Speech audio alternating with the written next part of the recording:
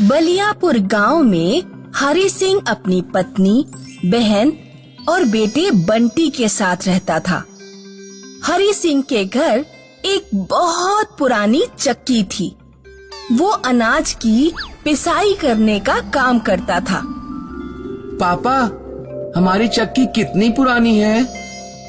बेटा, मेरे दादा ने ये चक्की बनाई थी। मेरे पापा ने इसका इस्तेमाल किया और अब मैं भी इसका इस्तेमाल कर रहा हूँ। पिताजी, मैं भी बड़ा होकर इसी चक्की का इस्तेमाल करूँगा। हरि सिंह के घर के बराबर में रामलाल का घर था। रामलाल डेयरी चलाता था। वो अपनी डेयरी पर दूध, दही, देसी घी, मक्खन वगैरह बेचा करता था। रामलाल अपने सामान में खूब मिलावट करता था। मिलावट करके उसने खूब कमाई की थी।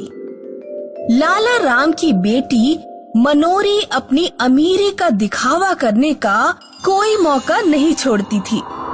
एक दिन बंटी आटे की बोरी अपने सिर पर रखकर किसी के घर पहुंचाने जा रहा था, तो मनोरी उसे रास्ते में मिल गई। बेचारा गरीब कबाड़ी, बदसूरत बंटी। आटे की बोरियां ढोने के कारण तेरी लंबाई तो बढ़ ही नहीं पाएगी, तू कंठा ही रह जाएगा। तू अपनी चिंता कर। चिंता करने के लिए मेरे पिताजी हैं। उन्होंने मेरी शादी के लिए लाखों रुपए इकट्ठे करके रखे हुए हैं। तू तो चक्की चला चला कर गरीब ही रह जाएगा। अब चल, निकल ले यहाँ से और आटा पहुँचाने जा, मजदूर कहीं का। बंटी आंखों में आंसू लिए अपने घर पहुँचता है और सारी बात अपनी माँ को बताता है। माँ, मनोरी मेरा मजाक बना रही थी। वो कह रही थी कि हम गरीब और मजदूर हैं। कोई बात नहीं बेटा, उसे कहने दो। ये जरूरी नहीं कि जिसके पास ज्यादा पैसा है वो खुश ही हो। सच्ची खुशी पैसों से नहीं आती। रक्षाबंधन आने वाला था। लाला राम ज्यादा से ज्यादा प्रॉफिट कमाने का प्लान बना रहा था। रक्षाबंधन पर सबसे ज्यादा देसी घी बिकता है।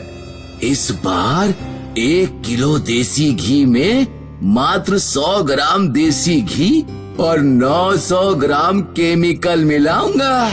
फिर होगा प्रॉफिट ही प्रॉफिट। लाला राम रक्षाबंधन के त्योहार पर भारी मिलावट वाला सामान बेचकर मोटा प्रॉफिट कमाता है।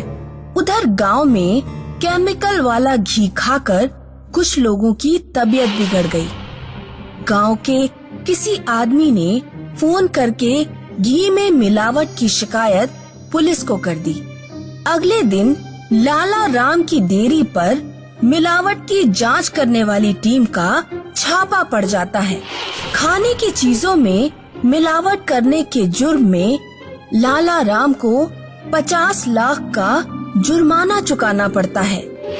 लाला राम की दुकान हमेशा के लिए बंद हो जाती है और घर में पैसों के नाम पर फूटी कौड़ी भी नहीं बचती। लाला राम देखता है कि हरि सिंह की चक्की बढ़िया चल रही है और वो पिसाई करके अच्छे पैसे कमा रहा है। हरि सिंह अपनी बहन की बहुत धूमधाम से शादी कर देता है। एक रात लाला राम अपनी पत्नी से कहता है, हमारी अब इस गांव में कोई इज्जत नहीं बची है। बेहतर होगा कि हम किसी और गांव में जाकर रहें।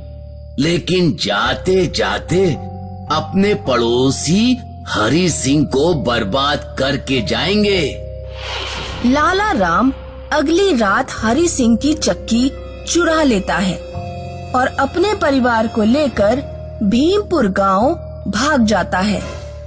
अगले दिन जब हरि सिंह का परिवार सोकर उठता है तो देखता है कि चक्की गायब है और हरि सिंह रोने लगता है। अरे अरे पिताजी की चक्की कौन ले गया?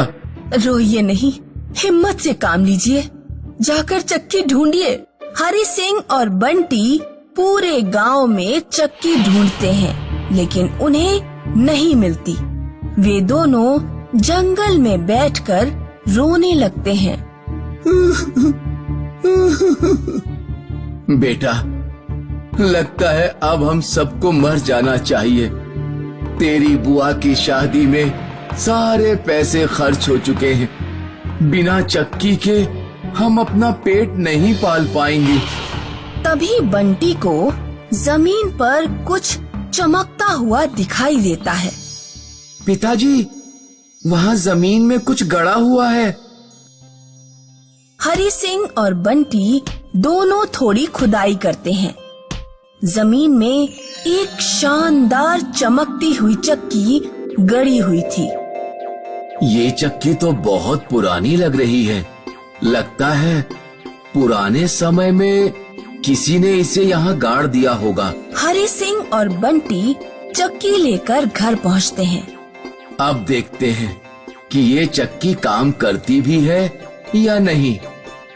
हरि सिंह चक्की में एक मुट्ठी गेहूं डालता है और उसका हैंडल घुमाता है, लेकिन चक्की से आटे की जगह ढेर सारा सोना बाहर निकलता है। अरे, ये क्या, इतना सारा सोना? पिताजी, लगता है ये सोना देने वाली चक्की है।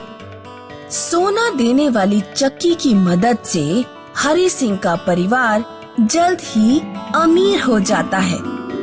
एक दिन बंटी अपनी माँ से कहता है, माँ, मैं भीमपुर के सिनेमा हॉल में फिल्म देखने जा रहा हूँ। ठीक है बेटा, लेकिन टाइम से घर आ जाना। बंटी जब भीमपुर के सिनेमा हॉल पहुँचता है तो उसे मनोरी मिल जाती है। अच्छा, तो तुम लोग गांव छोड़कर यहाँ आ गए। अब मैं तुमसे ज्यादा अमीर हूँ, क्योंकि हमारे घर एक चक्की है जो सोना देती है। मनोरी सारी बात जाकर अपने पिता लाला राम को बता देती है। अच्छा, तो ये बात है। उस गरीब और मजदूर हरि सिंह को सोना देने वाली चक्की मिल गई है। तू चिंता मत कर बेटी, कल वो चक्की हमारे घर में होगी। उस रात लाला राम चोरी छुपे नदी के रास्ते अपने पुराने गांव पहुंचता है और हरि सिंह के घर में घुसकर सोना देने वाली चक्की चुरा लेता है। वो चक्की नाव पर रख लेता है और नदी के रास्ते भीमपुर लौटने लगता है। दिन निकलते निकलते लाला राम बीच नदी में पहुंच चुका था। लाला राम चक्की में एक बार में ही 10 किलो गेहूं डाल देता है। चक्की से इतना सारा सोना निकलता है कि पूरी नाव भर जाती है। नाव भारी भरकम सोने का वजन सहन नहीं कर पाती। लाला राम नाव सहित नदी में डूबकर मर जाता है। तभी तो कहते हैं, जैसी करनी वैसी भरनी। एक गांव में भोला नाम का एक लड़का एक दुकान में काम किया करता था। दुकानदार बहुत ही लालची था। उसे हर वक्त सिर्फ अपने मुनाफे की ही पड़ी होती थी। अरे रे रे रे, ये क्या कर रहा है? दिखाई नहीं देता कि वजन से ज्यादा शक्कर तौल रहा है? निकाल, ज्यादा शक्कर अभी निकाल। अरे क्या लाला जी, थोड़ी सी तो ज्यादा है। थोड़ी सी है तो भी मेरा ही नुकसान है ना। अरे ओ भोला के बच्चे, बराबर तौला कर, वरना चलता बन यहाँ से। भोला बहुत ही ईमानदार था, लेकिन दुकानदार के आगे उसकी एक ना चलती। ग्राहकों के उतरे हुए चेहरे देखकर भोला को बहुत बुरा लगता, लेकिन वो कर भी क्या सकता था। दुकानदार और ग्राहकों की अक्सर बहस हुआ करती थी। लाला जी, इस चावल का दाम तो बहुत ही ज्यादा है। ज्यादा? इससे सस्ती करने से अच्छा है कि मैं चावल मुफ्त में ही बांट दूं। अरे लाला जी, बगल वाले गांव में यही चावल 10 रुपए किलो है और यहाँ 12 रुपए किलो है। तो जाके बगल वाले गांव से ही ले लो। एक तो मैं सारी चीजें तुम लोगों के लिए यहाँ रखूं अपनी दुकान में, और ऊपर से तुम लोगों की किटकिट भी सुनूं। तुम्हें लेना है तो लो, नहीं तो चलते बनो। क्या चाहिए तुम्हें? चॉकलेट। कौन सा चॉकलेट? वो चॉकलेट नीला वाला। निकालो 1 रुपया। 1 रुपया? मेरे पास तो 1 रुपया नहीं है। पैसे नहीं है तो चॉकलेट लेने क्यों चले आते हो? काका, मुझे वो चॉकलेट दे दीजिए ना। चॉकलेट वॉकलेट कुछ नहीं मिलेगा, निकलो यहाँ से। पता नहीं कहाँ कहाँ से आ जाते हैं सुबह सुबह भीख मांगने।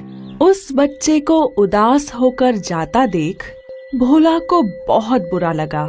सेठ जी, आप उस बच्चे को चॉकलेट दे दीजिए, उसके पैसे मेरे आज के पगार से काट लीजिएगा।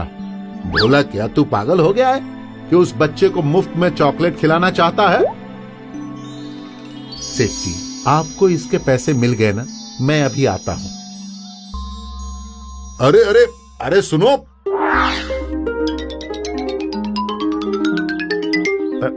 वो रहा।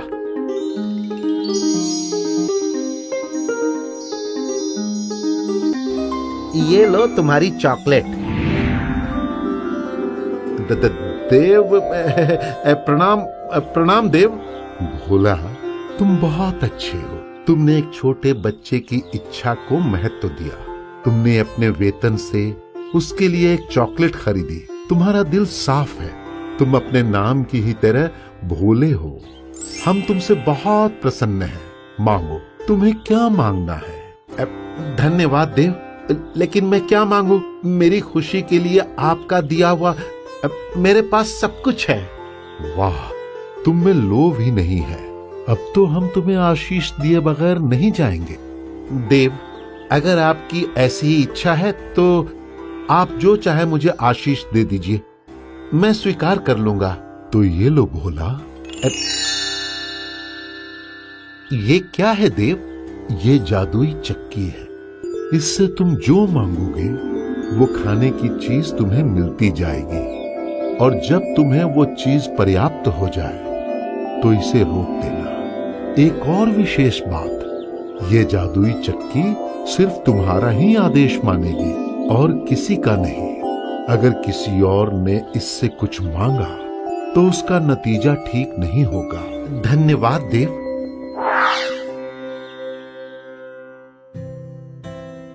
अरे नंदा, नंदा, नंदा, देखो मैं क्या लाया हूँ। ये क्या है जी? ये जादुई चक्की है, जिससे हम जो खाने की चीजें मांगेंगे वो सब हमें मिल जाएगी। सच में? हाँ, तुम्हें यकीन नहीं होता ना? तो ये देखो, जादुई चक्की। मुझे दाल चाहिए। चक्की से दाल निकलती देख भोला और उसकी पत्नी की आंखें फटी की फटी रह गईं। ए जी, रोकिए इसे। अरे रे रे रे, रुक जाओ जादुई चक्की, रुक जाओ। ये तो चमत्कार है, लेकिन हम इतनी सारी दाल का करेंगे क्या? ए जी, एक काम करते हैं, थोड़ी हम रखते हैं और बाकी की आप बेच दीजिए, इससे थोड़े पैसे भी आ जाएंगे।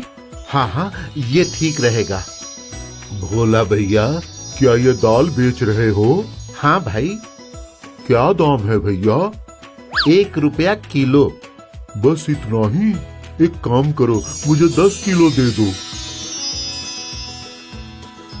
ऐसा करते करते भोला ने जादुई चक्की से बहुत सारी चीजें बनाई और उन सब को अपने ही घर के बाहर एक छोटी सी दुकान में बेचा। और वहाँ दुकानदार की दुकान का व्यापार मंदा हो गया था, और इसका कारण था भोला की नई दुकान। पता नहीं ये भोला का बच्चा के पास इतने पैसे कहाँ से आ गए कि उसने अपनी खुद की दुकान खोल दी। ऊपर से वो चीजों को इतने सस्ते में कैसे बेच रहा है? दाल में कुछ तो काला है। मैं भोला की दुकान का राज जानकर ही रहूंगा।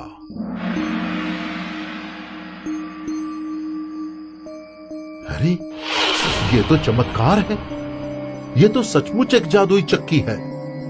हम मुझे कुछ करना होगा। भला मैं इतनी कीमती चीज भोला के हाथ में कैसे रहने दूं?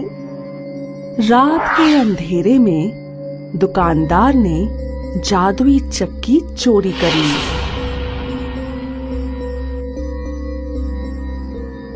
आखिर ये जादुई चक्की मेरी हुई। अब मैं और भी ज्यादा अमीर हो जाऊंगा। पर इसे मैं चलाऊं कैसे? हाँ, भोला तो सिर्फ इसे आदेश देता है। जादुई चक्की, मुझे चावल दो। अरे बेवकूफ चक्की, मैंने चावल मांगा था, रेत नहीं। अरे रुक जाओ, रुक जाओ। जादुई चक्की सिर्फ भोला की बात मानती थी। बनिए को इस बात का पता नहीं था। बनिए के घर में रेत का ढेर बढ़ता गया।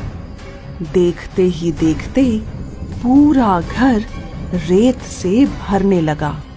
अरे मैंने कहा रुक जाओ, रुक जाओ, रुक जाओ, वरना ये घर रेत से भर जाएगा। और इस तरह लालची दुकानदार रेत के ढेर के नीचे दब गया। और अगले ही दिन जादुई चक्की फिर से भोला के घर में पहुंच गई। भोला को फिर कभी किसी चीज की जरूरत नहीं रही। अच्छाई को हमेशा अच्छा फल ही मिलता है। क्यों दोस्तों?